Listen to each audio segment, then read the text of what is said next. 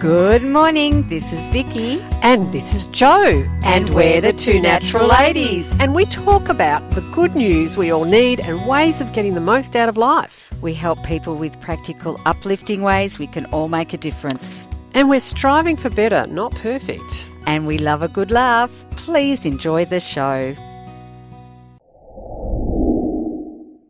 And you're with the Two Natural Ladies, and welcome Natalie Isaacs. Hello. Hello. It's wonderful to have you here. Natalie Isaacs is the founder of 1Million Women, a global movement of women and girls who take practical action to fight climate change. And Vicky and I have known and been following 1Million Women for a number of years, and we've actually been quoting particularly this quote: 1 million women.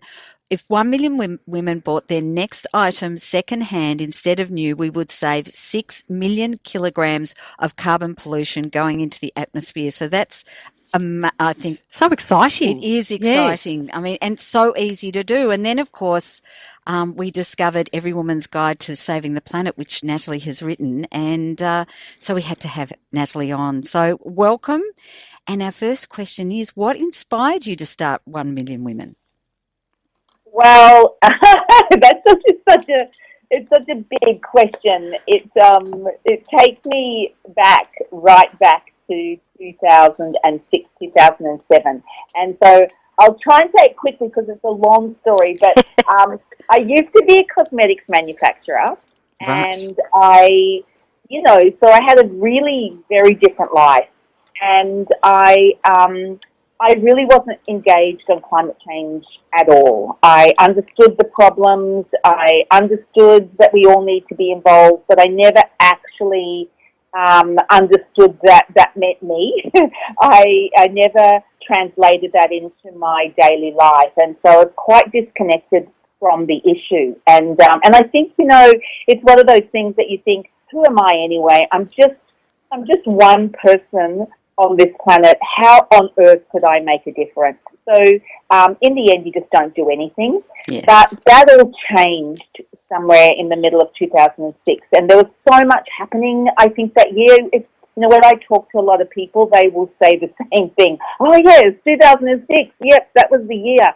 And I think it's An Inconvenient Truth came out. There was in Australia, there were these ferocious bushfires ahead of season, believe it or not.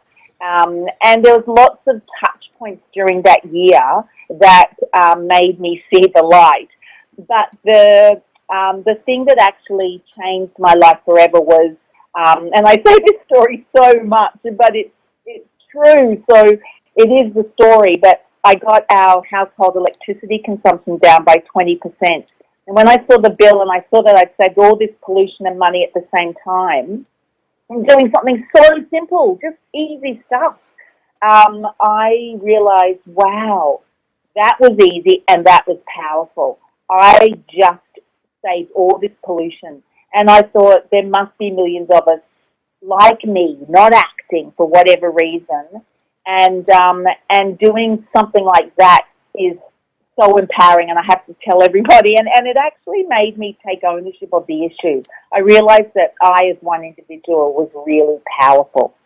And so that really was the starting point to creating 1 Million Women, because I thought if I could, I went on actually and got our household, food waste down, and I stopped over-consuming, and before I knew it, I was changing my life.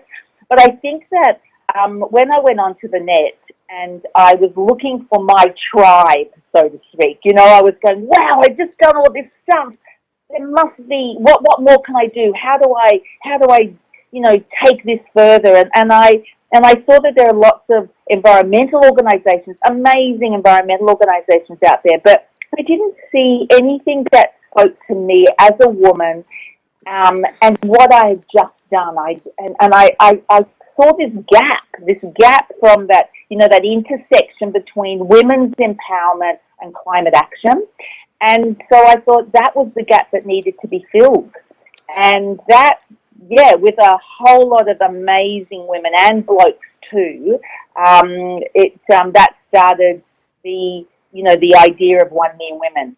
And 2.5 years later, I launched it. And I think that the difference is that, and I've been involved in environmental things for a very long time. However, I think the difference is that it was it's like 1 million women doing little bits, personally doing something rather than being part of a political movement. Even though it is a political movement, it's got a different feel to it. As you said, it is more about a group of women supporting each other and doing all those little bits together, and as we do little bits together, we can do so much, and it has a very different feel to it than some of the other, which are great and fabulous, but more political. Well, it's exciting and inspiring. Yes. So it's gone from a should to wow. Yeah, I think it's this. I think you're absolutely right. It's this. That the focus of 1 Million Women was to get women involved. It didn't matter how we got them in the camp of action, but just do it. And it's that theory of one small thing that sees a reward. I got my electricity consumption down, and straight away there it was on the bill. Or got my food waste down, and yet there's like 20% of food waste. Like I got it down by 80%. So the bin was just, with so much less food waste going into landfill. And so seeing the rewards of small actions move you along this journey of empowerment and actually shift you to changing your life, that you do it from these incremental actions or steps. And that's the other thing too, because I think, as you said, you started with one thing and saw the amazing difference that made, which was getting your energy bills down, and then it, as you said, it also inspires you rather than going, right, you've got to do all these things and you've got to do them all now. And then you go, I'm not doing anything because this is all too hard. And that's what I love about your book, which we'll come to in a minute. I just wanted to ask you, with all of this, what were some of the challenges at the beginning in creating this, and what are some of the challenges now you have with 1 Million Women? So there were big challenges at the beginning, and I think that it was mostly because I was learning as I was going as well. So I didn't know much about climate change at the time, so I was learning it. When I started 1 Million Women, I didn't even know who the Environment Minister was. I didn't know climate policy. I kind of threw myself in the deep end thinking, we've just got to start. It's just no more excuses, just do it. And I think that I honestly thought that we would be at 1 million women in 6 months. I love that. I love that. How hard could this be? I underestimated how difficult profound behaviour change is and was at the time, and so I really was surprised that I didn't have 1 million women in 6 months, but I didn't have a plan. I didn't have a strategy. I didn't really have a 3-year, budget. I just really believed in what I was doing, and so I think that in a way, obviously it taught me how to build a movement, because I didn't even know how to build a movement. So there were all those challenges at the beginning, and also, raising money and really being able to grow it in a sustainable way. So they were a lot of challenges. Some big challenges when I first started 1 Million Women, and really when I look back on it, we got to 40,000 women joined by the end of the first year. So it was from May to December. So really, it was actually without a plan, and it actually wasn't too bad when I look back on it. So I think that it was just learning how to be part of a movement. I just love that you just jumped in. And I think again, a lot of us can get frozen and not do anything. And you were just like, I'm going to go there anyway. And the growth you must have had in your own, personally, as well as what you created, and you didn't let it stop you, which is what Vicky Yeah. and I, we talk about that a lot. We talk about don't let things stop you. Just keep going at it. And Rest if you must, but don't you quit. yes. Yes.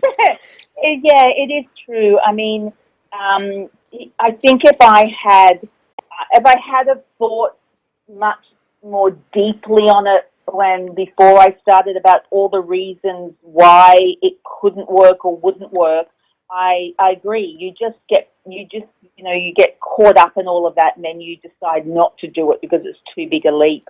But that extraordinary sense of empowerment that I felt, and I don't know how else to describe it except this epiphany. But when I got my electricity bill down and thought, I did that without having to spend any money. Actually, I just saved money. I did that by just being wiser around the house and more vigilant about what was on and what wasn't, and the electricity flow. And I think that that incredible sense of empowerment propelled me to the next thing, and that was all I needed. That gave me the passion and the understanding that as individuals and as a collective, we are powerful, and that we can shift systems and we can shape the world. Love it. So you've recently written a book, which we quote all the time. Thank you, girl. I love it because, it's just, again, it's just easy, simple little things, and it's not overwhelming, and you can pick up a page and you can go, for instance, because I've got it up here, I had, incorporating women in solving climate challenges is an imperative. We make up half of the population and represent 3.5 billion ways to change the world. Just little things like that, so you don't have to read the whole book all at once. I love it. I love it, love it, love it. Yeah. So why did you write it? I was just going to say that quote was from a really dear friend of mine who is from Costa Rica and was in the government in Costa Rica, and who's been fighting for women's rights for as long as I've known her. So yes, that was a very nice quote to pull out of the book. Yeah. I wrote the book because it was time. It was almost 10 years of. I mean, we started 1 Million Women in 2009, and so it was almost at the 10-year mark, and it was important to put down. I felt, my journey. So it's a memoir really about how I went from the camp of inaction to climate action. But it's the journey of all of us, and how we can profoundly change how we live and how we make it stick. And I felt that it was just the right time to put this book out. There's so much progress that we have seen in the last 10 years on climate action, and it felt like it was, almost like it's the celebration of 1 million women, and documenting it all. And so it's toolkits as well as, it focuses on, I think, the holistic approach to this, because the message that I try to push in the book, and I push everywhere, is that you can't just do one thing in your life. You can't just, march in the streets or put pressure on politicians and think, okay, I've ticked that box for the environment, for climate action, and think that you're doing your bit when, if at the same time you live your life filled with overconsumption. You can't just take your keep cup and think that's enough, while you can be putting pressure on local politicians to act, more. And so this is really the holistic approach to it, where we have to fall in love with the earth. We have to make our actions really matter. We have to build our confidence so that we can use our voice and use our vote and our influence. And it's showing how we can do it all, and what are the steps to changing how you live, but then making those changes stick. Because it's not easy. It's not easy to change how you live, because we're trying to do it in this structured framework of our high consumption society. So we're being bombarded all the time with buy this and, use that, and this is the latest thing, and you could look good if you look like this person too. And it's all of those things that we could just say no to. And so that's really the essence of the book. It's simple but not easy. And you know what? It's that thing that you don't have to do. You don't have to feel you're a failure because you're not doing it all. I think that's really important, and that's something that we are very mindful of at 1 Million Women, is the way that we communicate. You know, we don't let you, wallow in guilt or self-doubt or worry about what you haven't done. We just focus on empowerment and what you can do, and so it's a very important part of our strategy is making sure our language is about lifting you up, not kind of overwhelming you, that you feel, oh my goodness, I can't do this, so I'm a failure. And so it's really important that yes, climate change, it is so, it is critical that we are all doing something and that we all act. Loving this conversation. It's wonderful. And I actually caught both of us did. We were on the talk with Natalie that you were on with Nina. And one of the things that stood out for me was when you said, when we bring 6 shopping bags into the home, 1 we waste. Is that right? 5, if that's even less. 5. Yeah. Wow. And when you said that, I was really interested to know, do you mean like in the bin, or like, because I compost a lot. So is that including composting? We waste, literally, goes into the bin, 20% of the food that we buy. And I know it's such a lot. It's a lot. And so composting, it's about keeping food out of the bin, because once it goes into the bin, it finds its way into landfill. And when food waste finds its way into landfill, it creates, methane gas, and that is even more potent than CO2. But it's a big. People don't realise that food waste is actually a big contributor to climate change. No, because people think that it'll break down, so it'll be fine. Yeah, but it breaks down in a very sinister way. And it should break down so the worms can get fat. Put it in the compost. Yes. Yeah, the compost.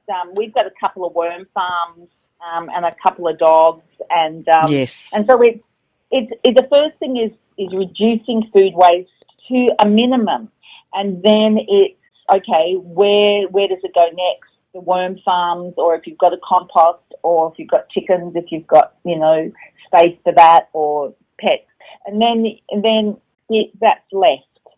That ends up in the bin. So so it's really thinking hard about the journey of food. It's thinking about it before you go shopping. It's making sure you don't cook too much food, or having a plan for leftovers. It's cooking what's in your fridge before you go shopping. It's once a week, just cooking leftovers. Like soup. Yes. Yeah. Yes. It's all those things. Yeah, that's awesome. And it's so empowering, because it contributes in so many ways, again, to our hip pocket by being more efficient with our food. In fact, I will just throw in here, we're about to launch an awesome campaign that is coming up in October, but I think we're launching it this week. and it's called Food Waste Free October. Ooh. And it is, we're really excited about it because we've got some pro chefs, and we who are you sign up, and of course it's all free, but you sign up to pledge to waste zero food in October, and these 4 chefs are going to show us how to cook. They're going to all do 1 meal each, but that 1 meal turns into 3. And they're going to teach us how to, use up all of the vegetable, or what you do with the leftovers and the ingredients from one to the next. Mm. And so look out for that. We're going to launch.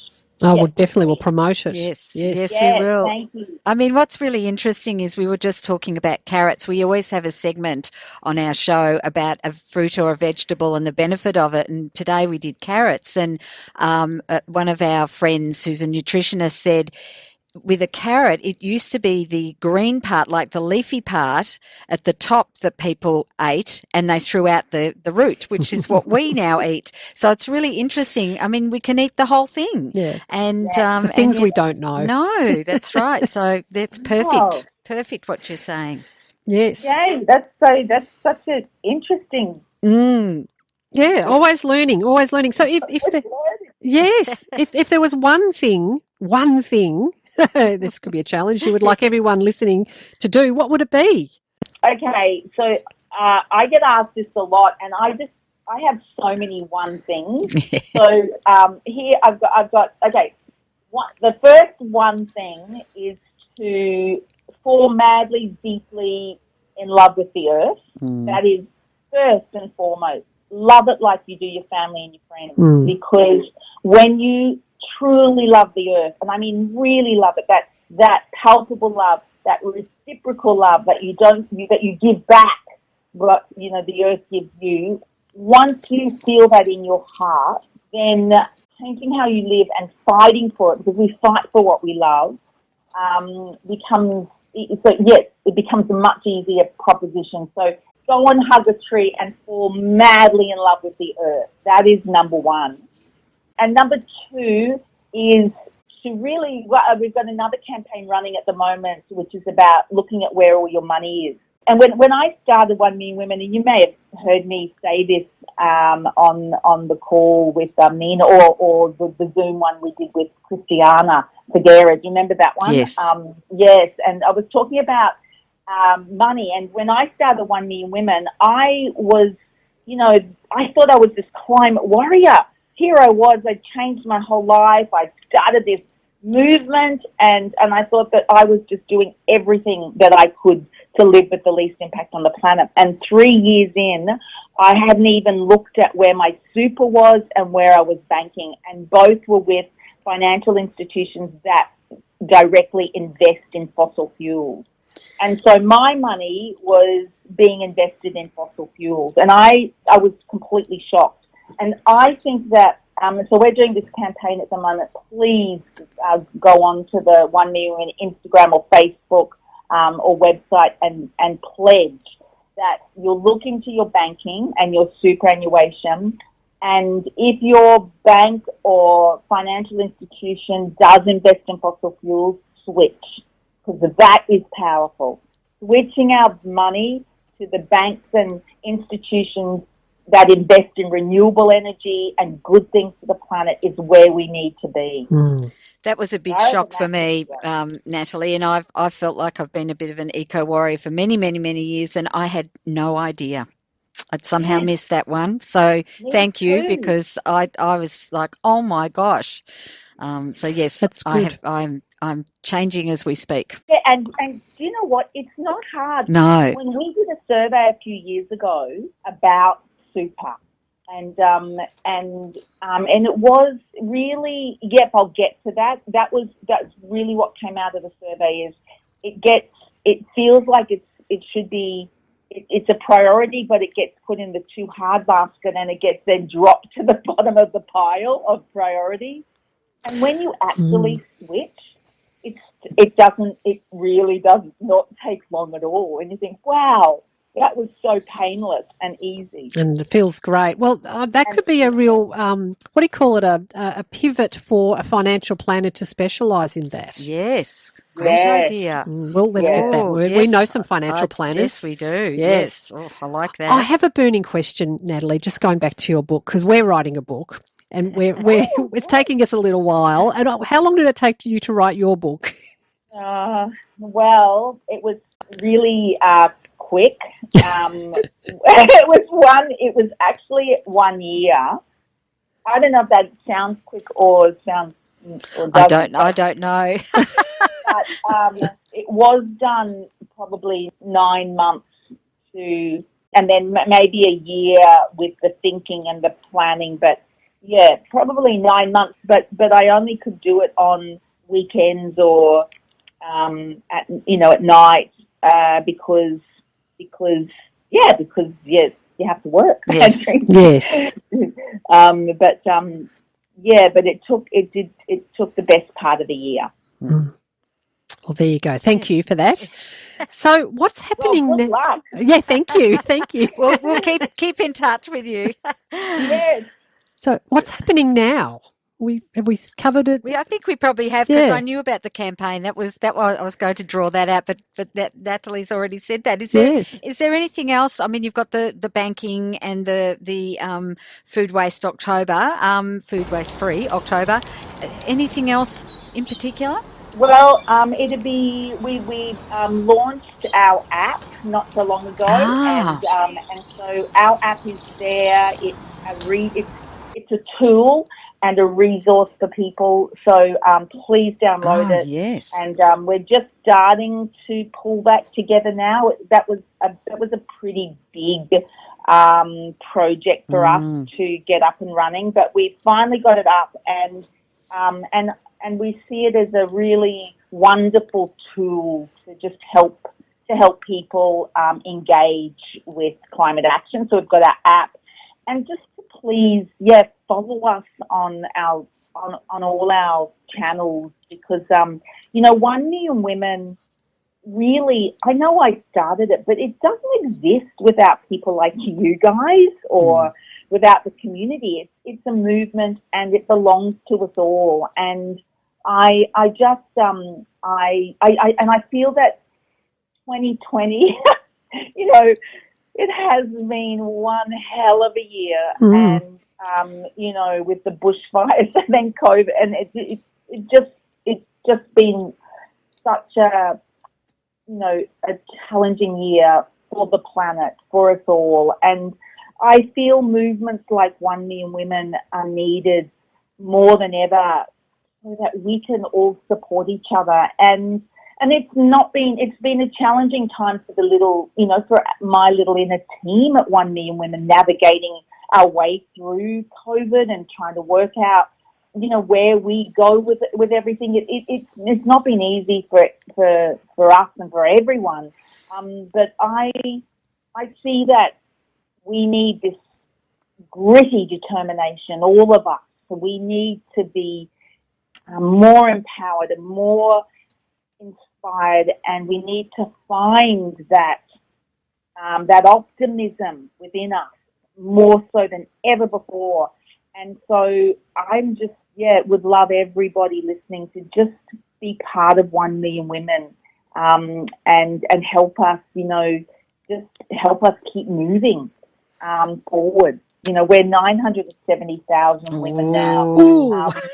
But it is just from across lots of touch points, social media, website, app, or lots of it. But we're this beautiful community of women, and we just need to be bigger, because this is a big, it's a big project. So that's it. That's my call to action. Beautiful. Awesome. Fabulous. You've got so much going on. It's so exciting. It is. Yeah. Look, we need to go now, and we normally ask for, we do ask for a song, and we've decided to pick the song, which is by a group that we've just discovered, and they're an Australian group called Formidable Vegetable, and they write amazing songs. So have a look for them, Natalie. They're amazing, and we're going to interview them in a little while. Yes, and this one's called Climate Movement. So we want to thank you so much for your time, because I know it's very precious, and it's been an absolute privilege, and we look forward to continuing our relationship over the coming many, many, many years. Yes, love it. Thank you so much for your support. And yes, I'll sit here and listen to Formidable Vegetable. Wonderful. Thanks, Natalie. Have a great day. I will. Well, that was an amazing interview, and it's so interesting. I wrote down, we're going from should to inspiration, because that's what that's going to get us in action. And so I've learnt for myself over the years that I need to inspire myself sometimes when I'm feeling like it's a should. And so one of the little things inspires me is my fat worms. I just love my fat worms. And so it's so nice to hear that that's making such a difference with the like the soil and the shopping bag situation, like the food waste situation. Yes. So that was really cool. And but worms. So Kelly Marocchi, who was the author of the Yuck book I just read out earlier, she's messaged into us that compost worms live for about 4 to 5 years. Wow. That's very cool. So okay, well, there you go. Prince Willie still had lots of time left. Oh, he did. That's good to know. And what a job to actually be contributing to the earth by eating and getting fat. Sounds like a great idea. A dream job. Eat and get fat and help the. But it's not from chocolate, unfortunately. No, and it's not for humans. No. So you've got a quote here, Vicky. Have I? You do. That's good. Oh, yes, I do. Yes, the one that inspires me that's on the side of the Salvo's shop. Yes. Australians dispose of 23 kilos of textiles into landfill each year. So that comes from the ABU statistics 2009 to 10. So that was a while ago. Probably more now. Yes. So don't let yours go to waste. Yes. So, it's a bit difficult at the moment because we have a situation where the op shops aren't open.